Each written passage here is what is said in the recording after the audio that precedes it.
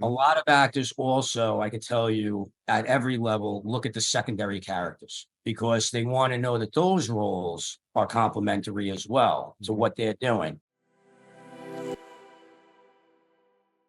Writing roles actors want to play. Mhm. Let's talk about that for a second. What makes a role meaty, do you think? What is it about the thought process of developing it, knowing that you're trying to go out to, A or B list talent to get something? What Well, is I it think that's going to make that work? sure. I think there's three levels or three different types of actors, right? Okay. There's the actor that's trying to break in, Hmm. right? That wants to show their chops. That actor, of course, is going to have the least amount of value when you're putting a project together to produce something. So ideally, if you find an actor that's kind of on the rise, you want them, and I'm putting my producer hat on, maybe in a secondary or, a smaller role, right? You have your second level, which is the actor that's kind of on the rise, that has done a lot of independent films, is starting to get um, some heat on them. What you want to do is if you can write a role for that person, and I'm not saying you write for the person, but like, again, if you've written the script, the idea is will this person will look at this role as something that will elevate them, but also something that will show something different that they haven't done before, right? So that they could show the higher ups or the decision makers or the gatekeepers or whatever word you want to use that they have range, that they can play anything.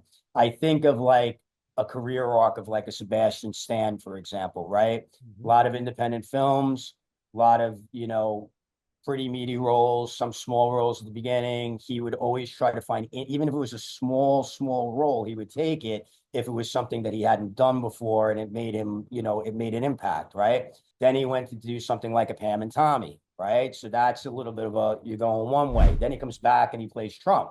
You're going another way. It's very different than playing Tommy Lee, right? If you take the narcissism out of it, I guess. But the but you get my point, right? I mean, that's the second type, right? And then the third one is the really, really established actor who you could split into two. Some of them like to do the same thing over and over again. Tom Cruise has become an action star. He likes doing those types of roles.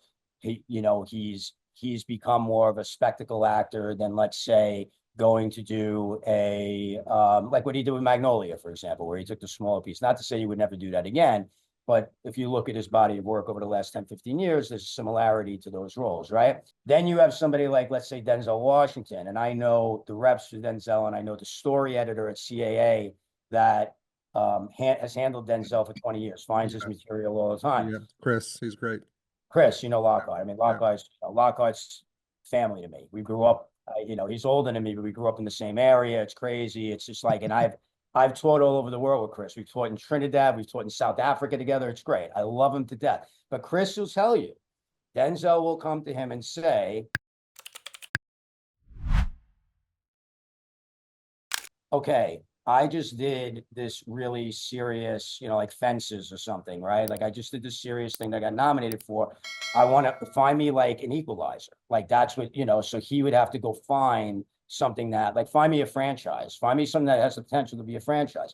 And for Denzel, his thinking is, and I'm not saying this like I talk to him all the time, I'm saying from Chris telling me, his thing is that allows me to kind of spread my wings a little bit. I get Mhm. to go have fun in one role. I get to be a little serious in this role. People get to see Yeah.